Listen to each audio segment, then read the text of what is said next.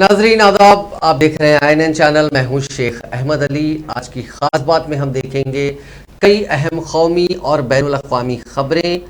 तेल कंपनियों ने इस हफ्ते 5वीं बार पेट्रोल डीजल के दाम बढ़ाने का ऐलान किया है। इतवार को पेट्रोल 50 पैसे और डीजल 55 पैसे फी लीटर महंगा हो गया।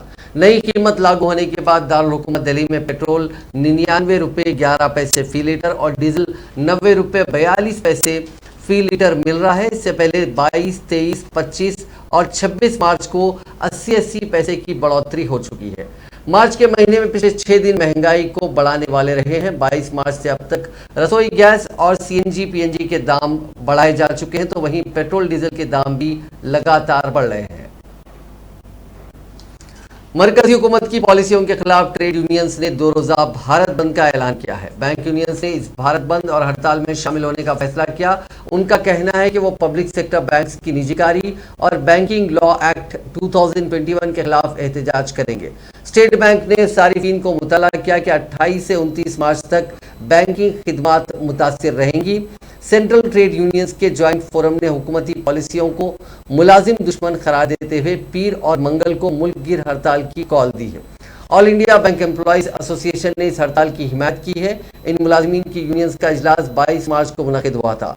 तमाम रियासतों में उनकी तैयारियों का जायजा लेने के बाद 2 दिन तक हड़ताल का ऐलान किया गया है। मुलाजमीन की तंजीमों का कहना है कि वो ये हड़ताल मरकजी हुकूमत की मुलाजिम, किसान, अवाम और मुल्क मुखालिफ पॉलिसियों के खिलाफ कर रहे हैं। बैंक यूनियंस पब्लिक सेक्टर बैंकों की निजीकारी के खिलाफ एहतजाज दर्ज करवाएंगे।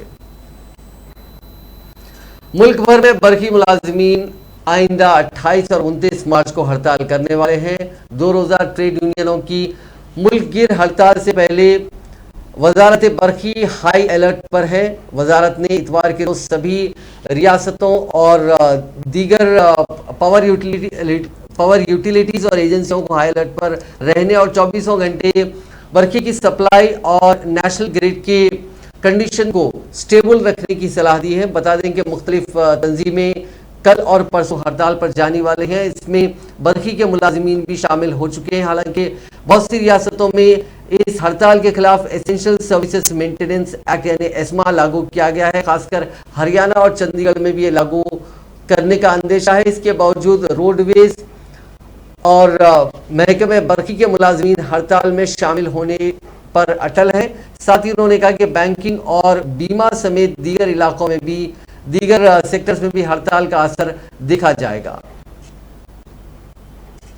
Defence research and development organisation यानी DRDO ने कहा है कि हिंदुस्तानी फौज ने इतवार को उड़ीसा के बालासोर के साहिल पर medium range surface to air missile MRSAM air defence system का कामयाब तजुर्बा किया है। माइक्रो ब्लॉगिंग साइट ट्विटर पर DRDO ने ट्वीट किया कि MRSAM आर्मी मिसाइल सिस्टम की परवाज ने ITR बालासोर ओडिशा से तकरीबन 10:30 पर तवील फासले पर तेज रफ्तार फिजाई हदफ को रोकते हुए तजुर्बा किया। DRDO ने कहा कि हदफ को बराह रास्त निशाने में तबाह कर दिया गया। DRDO के हुकाम ने बताया कि निज़ाम हिंदुस्तानी फौज का हिस्सा है। टेस्ट में मिसाइल ने बहुत दूर फासले पर हदफ पर बराह रास्त निशाना साधा। वज़ीर आज़म नरेंद्र मोदी ने आइन के मुअम्मर डॉक्टर भीमराव अम्बेडकर और ज्योतिबा फुले को खिराज अकीदत पेश करते हुए आवाम से अपील की कि वो खास तौर पर अपनी बेटियों की तालीम पर तवज्जो दें। मोदी ने ऑल इंडिया रेडियो पर अपने माहाना प्रोग्राम मन की बात के 37वें एपिसोड में आज कहा कि अप्रैल के महीने में हम 2 अजीम शख्सियत ज्योतिबा फुले और बाबा साहेब अम्बेडकर की जयंती भी मनाएंगे। इन दोनों ने हिंदुस्तानी समाज पर गहरा असर छोड़ा है। फुले की यौम पैदाइश 11 अप्रैल को है और हम 14 अप्रैल को बाबा साहेब की यौम पैदाइश मनाएंगे। इन दोनों अजीम इंसानों ने इम्तियाजी सलूक और अदम मसावात के खिलाफ ज़बरदस्त जंग लड़ी। फुले ने उस दौर में बेटियों के लिए स्कूल खोले, नौज़ायदा बच्चों के कत्ल के खिलाफ आवाज़ उठाई। उन्होंने पानी की किल्लत से निजात के लिए बड़ी मुहिम चलाई। वज़ीर आज़म ने कहा कि महात्मा फुले की इस बहस में सावित्री बाई फुले का जिक्र भी उतना ही अहम है।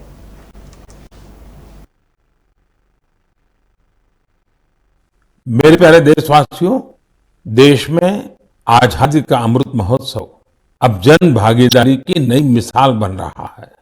कुछ दिन पहले 23 मार्च को शहीद दिवस पर देश के अलग अलग कोने में अनेक समारोह हुए। देश ने अपनी आजादी के नायक नायिकाओं को याद किया, श्रद्धापूर्वक याद किया। इसी दिन मुझे कोलकाता के विक्टोरिया मेमोरियल में विप्लवी भारत गैलरी के लोकार्पण का भी अवसर मिला। भारत के वीर क्रांतिकारियों को श्रद्धांजलि देने के लिए ये अपने आप में बहुत ही अनूठी गैलरी है। यदि अवसर मिले तो आप इसे देखने जरूर जाइएगा। साथियों, अप्रैल के महीने में हम दो महान विभूतियों की जयंती भी मनाएंगे। इन दोनों ने ही भारतीय समाज पर अपना गहरा प्रभाव छोड़ा है। ये महान विभूतियां हैं महात्मा फुले और बाबा साहब आम्बेडकर। महात्मा फुले की जयंती 11 अप्रैल को है और बाबा साहब की जयंती हम 14 अप्रैल को मनाएंगे। इन दोनों ही महापुरुषों ने भेदभाव और असमानता के खिलाफ बड़ी लड़ाई लड़ी। महात्मा फुले ने उस दौर में बेटियों के लिए स्कूल खोले, कन्या शिशु हत्या के खिलाफ आवाज उठाई। उन्होंने जल संकट से मुक्ति दिलाने के लिए भी बड़े अभियान चलाए। साथियों, महात्मा फुले की इस चर्चा में सावित्रीबाई फुले जी का भी उल्लेख उतना ही जरूरी है। सावित्रीबाई फुले ने कई सामाजिक संस्थाओं के निर्माण में बड़ी भूमिका निभाई। एक शिक्षिका और एक समाज सुधार के रूप में उन्होंने समाज को जागरूक भी किया और उसका हौसला भी बढ़ाया। दोनों ने साथ मिलकर सत्य शोधक समाज की स्थापना की, जन जन के सशक्तिकरण के प्रयास किए। हमें बाबा साहब आम्बेडकर के कार्यों में भी महात्मा फुले के प्रभाव साफ दिखाई देते हैं। वो कहते भी थे कि किसी भी समाज के विकास का आकलन उस समाज में महिलाओं की स्थिति को देखकर किया जा सकता है। महात्मा फुले, सावित्रीबाई फुले, बाबा साहब आम्बेडकर के जीवन से प्रेरणा लेते हुए मैं सभी माता पिता और अभिभावकों से अनुरोध करता हूं कि वे बेटियों को जरूर पढ़ाएं।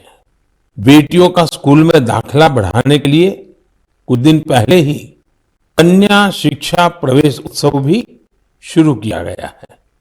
जिन बेटियों की पढ़ाई किसी वजह से छूट गई है, उन्हें दोबारा स्कूल लाने पर फोकस किया जा रहा है। साथियों, ये हम सभी के लिए सौभाग्य की बात है कि हमें बाबा साहब से जुड़े पंच तीर्थ के लिए कार्य करने का भी अवसर मिला है। उनका जन्मस्थान महू हो, मुंबई में चैत्य भूमि हो, लंदन का उनका घर हो, नागपुर की दीक्षा भूमि हो या दिल्ली में बाबा साहब का महापरिनिर्वाण स्थल, मुझे सभी जगहों पर, सभी तीर्थों पर जाने का सौभाग्य मिला है।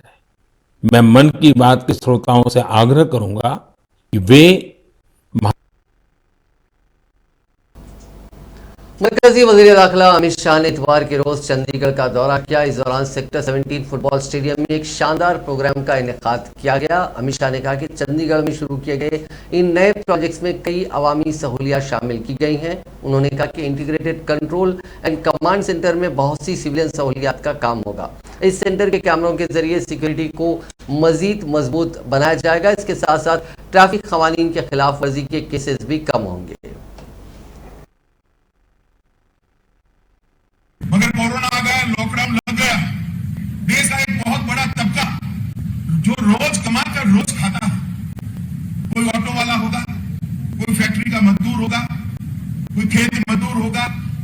ढेर सारे ऐसे लोग थे जो रोज कमाते थे और रोज खाते थे। लॉकडाउन हो गया, सारी व्यवस्थाएं बंद, ठेले वाले होते हैं, छोटी रेहड़ी वाले होते हैं, सबकी रोजगारी समाप्त। और पूरा दुनिया ये देख रहा था कि 80 करोड़ गरीब इस प्रकार से भारत इसको मैनेज करेगा। कोरोना से शायद, मैंने भी पढ़े, ऐसे आर्टिकल भी लिखे गए कि कोरोना से ज्यादा लोग भूख से मारे गए। और ये बहुत बड़ी समस्या है। ईश्वर की कृपा है यहाँ बैठे हुए लोगों पर, हमें चिंता नहीं थी।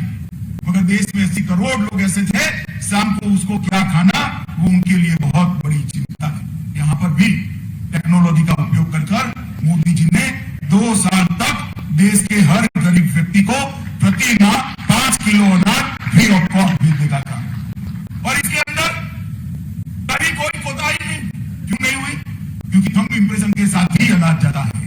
जब अंगूठा लगता है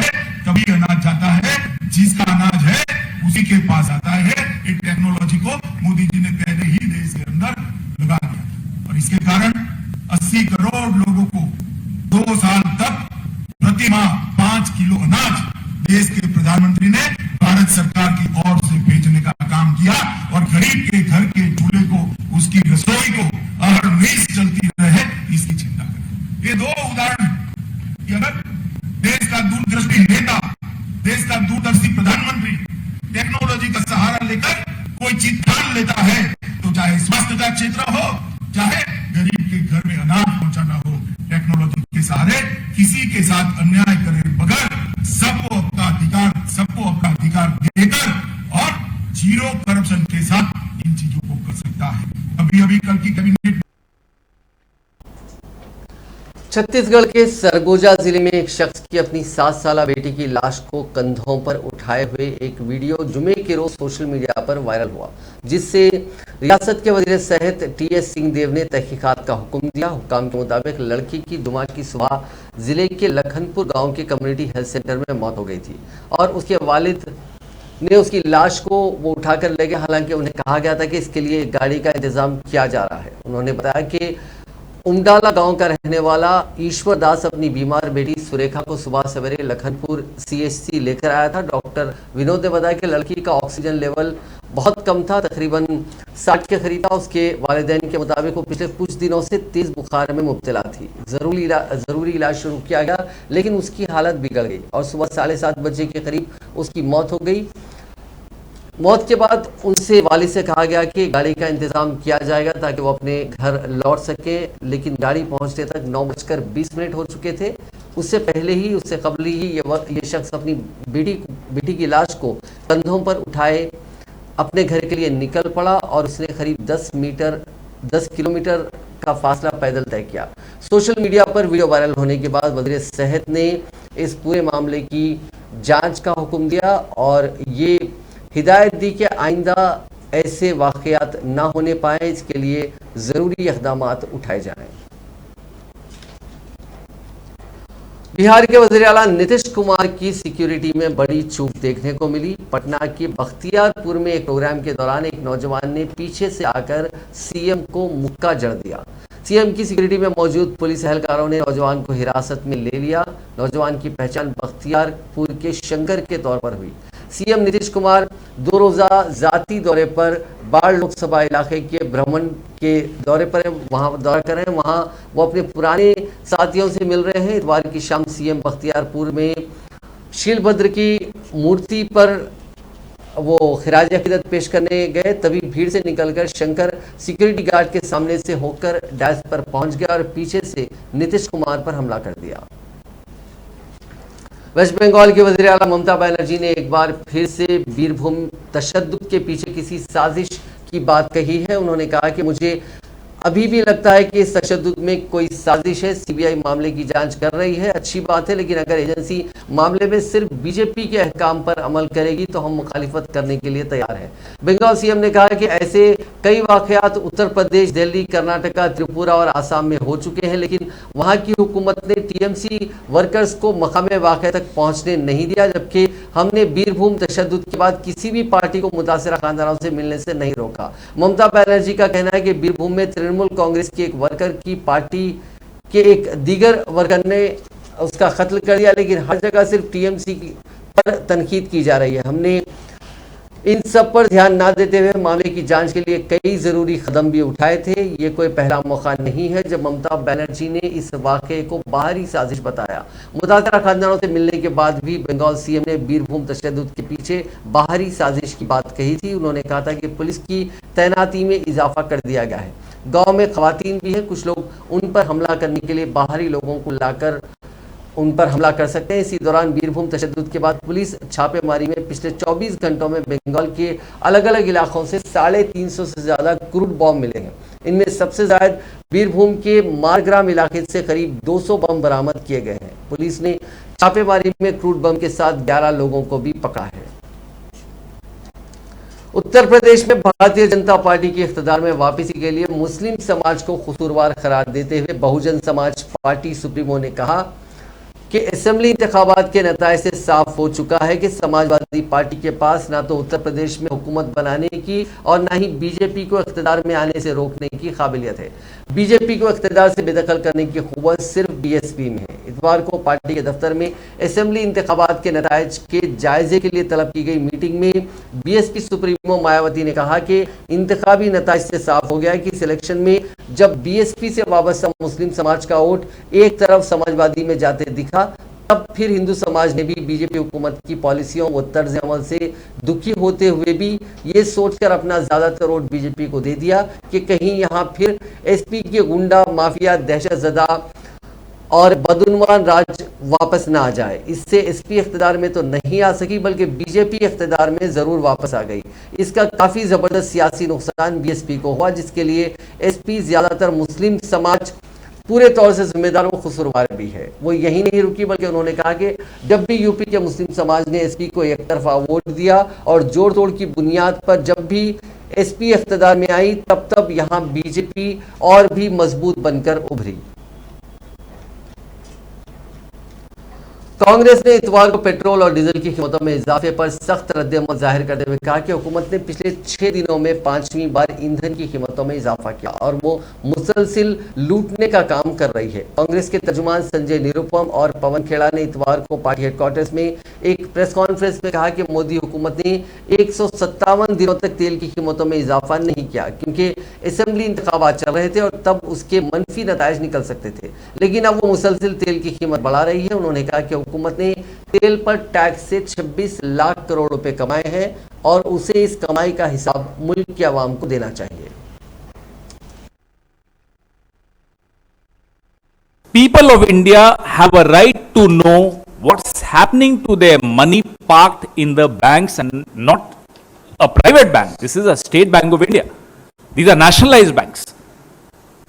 तो जो रेजोल्यूशन के नाम पर घपला हो रहा है और उस घपले को एक कानूनी जामा पहना दिया गया है 2016 में जो नया कानून बना उसके तहत, उसके पीछे हो क्या रहा है आज उसका एक उदाहरण आपने संजय निरुपम जी ने आपके सामने रखा है। ऐसे अनेक उदाहरण हैं और बिल्कुल हमारी ये मांग है कि जितने भी रेजोल्यूशन प्लान के तहत आपने रेजोल्यूशन किए हैं उसमें जो सबसे महत्वपूर्ण बिंदु है कि प्रमोटर्स का क्या रोल रहा है और वो पैसा कहां गया है, उसका उत्तर इस देश के एक एक नागरिक को, जिसका पसीने की कमाई स्टेट बैंक ऑफ इंडिया जैसे बैंकों में है, उसको जानने का हक है। एक और महत्वपूर्ण मुद्दा, आज रविवार है, छठे दिन में 5वीं बार पेट्रोल और डीजल की कीमतें बढ़ी हैं और जो भक्तजन हैं वो बड़े खुश हो रहे हैं कि आज 80 पैसे नहीं बढ़ा, आज 85 पैसे बढ़ा है।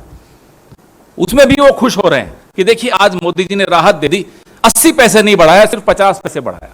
और धन्यवाद है राहुल गांधी का कि अगर चुनाव प्रचार में उन्होंने ये नहीं कहा होता कि चुनाव खत्म होते ही दाम बढ़ने वाला है तो बढ़ जाता, क्योंकि राहुल गांधी ने कह दिया दाम बढ़ने वाला है तो थोड़े दिन और डिले कर दिया, थोड़ी राहत आपको मिली। लेकिन आज जो हो रहा है, अंतर्राष्ट्रीय मूल्य कम हो तब भी बढ़ेंगे, अंतर्राष्ट्रीय मूल्य बढ़ जाए तब भी बढ़ेंगे। 157 दिन नहीं बढ़ेंगे क्योंकि चुनाव में व्यस्त हैं साहब और उनको डर है कि वोट नहीं मिलेंगे अगर कीमतें बढ़ गई तो 26 लाख करोड़ का हिसाब तो दीजिए जो आपने एक्साइज के माध्यम से कमाया है। Where is the account of people of India have a right to know?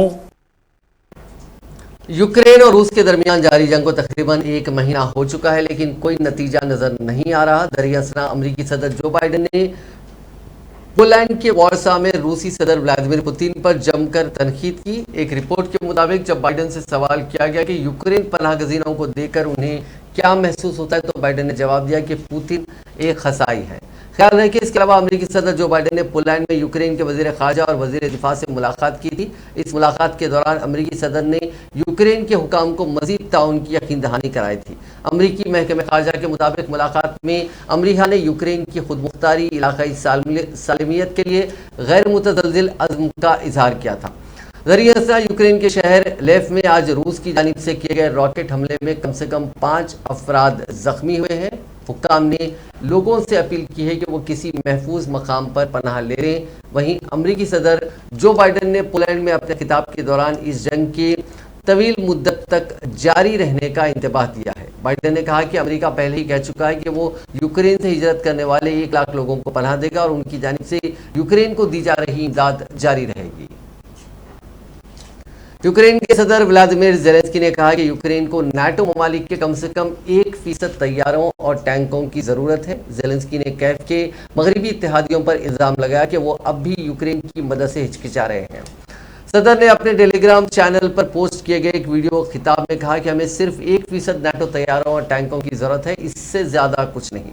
गुज़िश्ता रोज जारी किए गए 27 यूरोपीय ममालिक के सरबराहान से अपने खिताब में ज़ेलेंस्की ने कैफ को हथियारों की फराहमी से इनकार करने और हंगरी की सरजमीन से हथियारों की मुंतकली की इजाजत न देने पर हंगरी को तनकीद का निशाना बनाया। ज़ेलेंस्की इंतजामिया के सरबराह एंद्रे यरमाक ने कहा कि इस हफ्ते के शुरू में होने वाले नाटो सरबराही इजलास से कैफ को शदीद मायूसी हुई है, क्योंकि कैफ को तवक्को थी कि इत्तेहाद अपनी हिम्मत का मुजाहरा करेगा और रूस का मुकाबला करने के लिए इजाफी इक़दाम करेगा।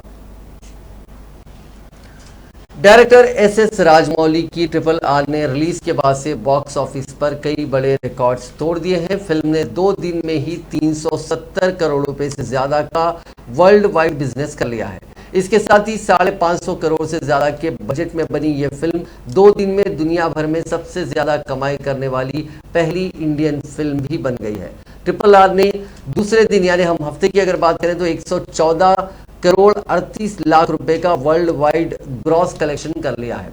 इससे पहले फिल्म ने पहले दिन यानी ओपनिंग डे पर 257 करोड़ रुपए की वर्ल्ड वाइड ग्रॉस कमाई की थी। इस हिसाब से फिल्म ने 2 दिन में अब तक 371 करोड़ 53 लाख रुपए का वर्ल्ड वाइड ग्रॉस कलेक्शन कर लिया है। रामचरण तेजा, जूनियर NTR, अजय देवगन और आलिया भट्ट की यह फिल्म तीसरे दिन यानी इतवार के रोज भी 100 करोड़ से ज्यादा की कमाई कर सकती है। अगर ऐसा होता है तो यह फिल्म फर्स्ट वीकेंड यानी 3 दिन में करीब 500 करोड़ रुपए का वर्ल्ड वाइड कलेक्शन कर सकती है। एक बता देंगे एस राजमौली की बाहुबली 2 ने पहले दिन वर्ल्ड वाइड 217 करोड़ की कमाई की थी। इस हिसाब से RRR ने पहले दिन बाहुबली 2 के रिकॉर्ड को भी तोड़ दिया है। RRR के हिंदी वर्जन ने इंडिया में दूसरे दिन 23 करोड़ 75 लाख रुपए कमाए। इससे पहले फिल्म ने पहले दिन 20 करोड़ 7 लाख रुपए का बिजनेस किया था। इस हिसाब से फिल्म के हिंदी वर्जन ने इंडिया में 2 दिन में अब तक 43 करोड़ 82 लाख का बॉक्स ऑफिस कलेक्शन किया है। अब बात क्रिकेट की। साउथ अफ्रीका ने वुमेन्स वर्ल्ड कप के 28वें मैच में इंडिया को 3 विकेट से हरा दिया। साउथ अफ्रीका के सामने 275 रन का टारगेट था, जिसे उन्होंने 7 विकेट खोकर हासिल कर लिया। लॉरा वोल्वॉर्ड 80 बनाकर टॉप स्कोरर रही। इंडिया की जानिब से हरमनप्रीत कौर और राजेश्वरी गायकवाड़ ने 2-2 विकेट चटकाए। इसी के साथ वर्ल्ड कप से सेमीफाइनल में इंडिया के पहुंचने का ख्वाब टूट गया। इंडिया के बाहर होने के साथ ही सेमीफाइनल की टीमें तय हो गई। ऑस्ट्रेलिया का मुकाबला वेस्टइंडीज से होगा, वहीं साउथ अफ्रीका इंग्लैंड के खिलाफ सेमीफाइनल खेलेगी। अफ्रीका की जानिब से लॉरा वोल्वॉर्ड ने कमाल की पारी खेली थी। उन्होंने 79 बॉल्स पर 80 रन बनाए। वुमेन्स वर्ल्ड कप में इंडिया के आखिरी लीग मैच में हार से वेस्टइंडीज कैंप में जश्न मनने लगा। इसका वीडियो सोशल मीडिया पर वायरल हुआ। इतवार के रोज इंडिया और साउथ अफ्रीका के बीच वर्ल्ड कप का आखिरी लीग मैच खेला गया। यह मैच इंडिया के साथ ही वेस्टइंडीज के लिए भी काफी अहम था। यह मैच काफी रोमांचक रहा। इसका फैसला आखिरी बॉल पर हुआ। आखिरी ओवर में जहां ग्राउंड पर इंडियन खेमे में टेंशन थी, वहीं होटल रूम में वेस्टइंडीज खिलाड़ियों की धड़कनें भी तेज थी। आखिर में साउथ अफ्रीका ने इंडिया को 3 विकेट से हरा दिया। दरअसल ऑस्ट्रेलिया पॉइंट टेबल में टॉप पर रहकर पहले ही सेमीफाइनल के लिए एंट्री कर चुका था। वहीं साउथ अफ्रीका दूसरे मकाम पर रहकर अपना मकाम पक्का कर चुका था। तीसरे और चौथे मकाम के लिए इंडिया, वेस्टइंडीज और इंग्लैंड के बीच होड़ थी। वेस्टइंडीज के सभी मुकाबले खत्म हो चुके थे और 7 मैचों के बाद उसके 8 पॉइंट्स थे, जबकि इंडिया और इंग्लैंड का आखिरी मैच इतवार को था। इंग्लैंड ने बांग्लादेश को हराकर 8 पॉइंट के साथ पॉइंट टेबल में तीसरे मकाम पर पहुंचकर सेमीफाइनल में वो एंट्री कर चुका था। वहीं वेस्टइंडीज की आखिरी उम्मीद इंडिया और साउथ अफ्रीका के मैच पर टिकी हुई थी। इंडिया की जीत से वेस्टइंडीज की सेमीफाइनल में पहुंचने की उम्मीद खत्म हो जाती थी।